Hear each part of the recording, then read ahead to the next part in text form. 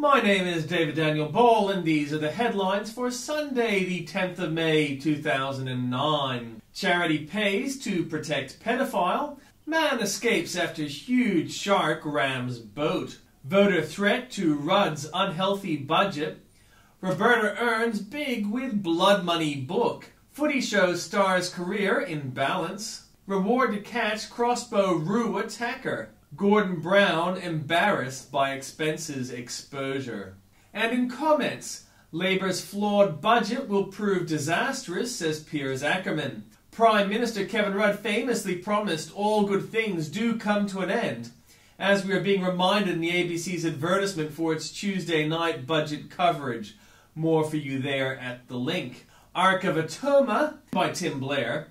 1969, the highlight of Alaska resident Chip Toma's life. He is given a security job at Woodstock and spends the entire concert next to the stage. 1970s to 80s, Chip is given several drink driving tests, which he fails 4 times over 10 years. He spends time in prison following a cocaine conviction. And in 2009, Chip is giving to complaining about a lemonade stand run by Piper Palin, 7-year-old daughter of Alaska's governor. He spends most days railing against tourists who want to see the governor's mansion.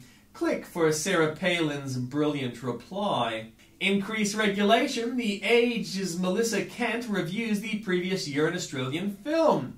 Without the success of Baz Luhrmann's Outback epic, Australia, last year's Australian shares of the total box office from films including The Black Balloon, Children of the Silk Road, and Hey Hey, It's Esther Blueberger would have been at a 30-year low. That's $27 million invested, much of it from taxpayer grants, for a return of $777,000. This looks like a failure of what might Kevin Rudd call it, extreme socialism. He really hates oranges.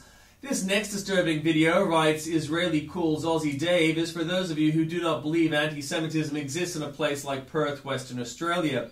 An extraordinary amount of it seems to be contained within one particular idiot. And I've got that idiot there for you at the link. Weekly Show 2, First Fruits. Oranges are just the start. Wait until he learns about the poisonous Jew bananas. And an update. I found the fellow above posts an admiring note at Stormfront. Brandon gets out there in the streets to protest ill-gotten Israeli grapefruits. He runs into 2 Jews who take his picture without permission. Brandon then confronts them and a heated discussion and argument takes place. The viewer gets a glimpse into how our enemies operate. Apparently they sell grapefruit and take photographs of people who hate Jews. Pretty devious. Bush administration lives on, no change here. The Interior Department on Friday let stand a Bush administration policy barring the federal government from using the precarious state of the U.S. polar bear population as a reason to crack down on global warming, upsetting environmentalists and cheering oil and gas companies.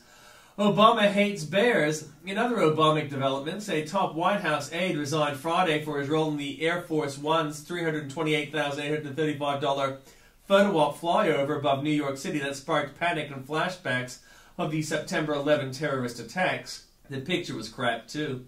Nation swine. Our first case, a New South Wales woman has tested positive to swine flu in Australia's first confirmed case of the illness, Queensland's chief medical officer says. As swine illnesses go, it's not quite the whole hog. The woman was sick overseas and has made a full recovery. Queensland's chief medical officer, Dr. Jeanette Young, said in a statement on Saturday. Dr. Young said the woman who flew into Brisbane from Los Angeles on Thursday had tested weak positive to the human swine flu influenza. Danger level? Piglet. Werribee man. Some brilliant work back in the old hometown. Driving through a red light turned out to be the least of the Werribee man's worries when police allegedly discovered he was armed, unlicensed, over the limit, and in a car without a bonnet. The 24-year-old faces 1 or 2 charges. Police charged the man with a variety of offences, including unlicensed driving, driving unregistered vehicle, driving an unroadworthy vehicle, possessing controlled weapon, disobeying traffic control signal, and exceeding prescribed concentration of alcohol. And then there's this. When police intercepted the vehicle, the battery powering the car was sitting in the front passenger footwell, beside a full ashtray and a slab of bourbon cans. In an act of pragmatic stupidity, the bonnet of the car had been removed to allow the conductor leads to travel from the old battery inside the vehicle to the new one. The man had a blood alcohol concentration of .082, police said. Impressively, Werribee is also the home to the Professional Tattooing Association of Australia. Reduce the uncertainty. Alleged climate exaggerator Tim Flannery, he believes he needs to go over the top to counteract the inaction of the federal government, may be aware that the Sydney dam levels have declined slightly. Why Flannery's famous 2005 prediction is now just 1,523,540,000,000,000 litres away from coming true. If only the rain would stop. Update 2, also among the previous climate exaggerators, Stanford University's Stephen Schneider. We have to offer up scary scenarios, make simplified dramatic statements, and make little mention of any doubts we might have.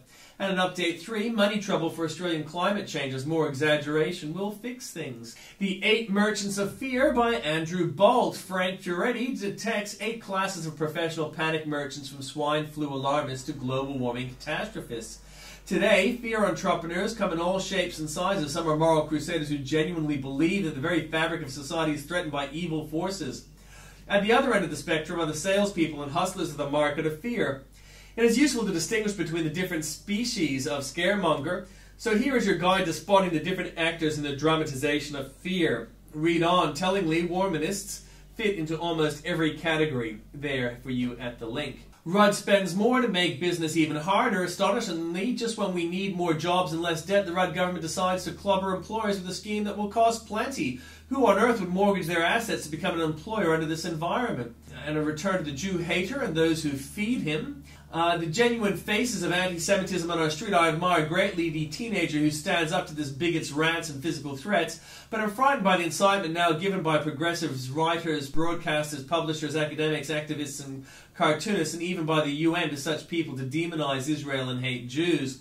Media melting, another crack, albeit small, in the media ice shelf. This time it's the Age's Tony Wright. More there for you at the link. Panic not. Australia has its first confirmed case of swine flu, or not, but the New South Wales woman who arrived in Brisbane on Thursday on flight QF16 from Los Angeles is no longer infectious and has had a weak strain of the virus, authorities say. Federal Health Minister Nicola Roxon said the woman, who cannot be identified for privacy reasons, contracted the disease in late April while overseas and had recovered before returning to Australia.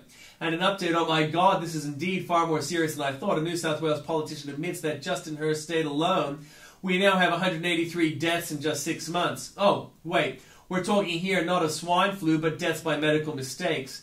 No need to worry then. Odd fact, though, in just 6 months, 3 times more people died in New South Wales after medical mistakes than have died around the world from swine flu. Rudd's tax on our future. Terry McCrann says Kevin Rudd's emissions trading scheme should not be postponed. It should instead be scrapped. Time to Shatter the Matrix by Glenn Beck.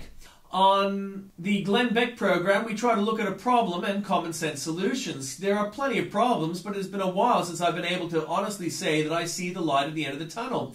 For a while there, I've seen nothing but tunnel. Back when we started in the 912 project, we said it would come from you, and I'm not running this, you are.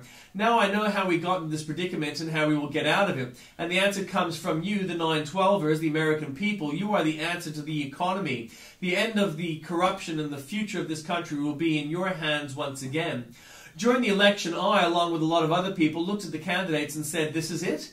I was hoping that there was a politician out there who could give us some hope. For a lot of us, that was Sarah Palin. I'm not saying that she should have been president, but she gave me hope that someone is doing it right, that someone gets it, that there's someone to lead us through the tunnel. Let me put it this way. Remember the movie The Matrix? Nothing was real, and the world people lived in was fabrication, a computer program. Our lives have been like that movie, and it's not about Barack Obama. It's about Obama and the Bush and Clinton and Bush. It has been going on for years. It's just a play, and it goes back to the progressive movement on both sides of the aisle. In the movie, the hero was offered 2 pills, red to learn the truth about the Matrix and blue to go on living blissfully ignorant of what was really going on. The way to take our country back will short-circuit the Matrix we are living in, and it has to do with gun rights, state rights, and what I call the civilist war. It is too much to get into now, but next week take the red pill and get the truth.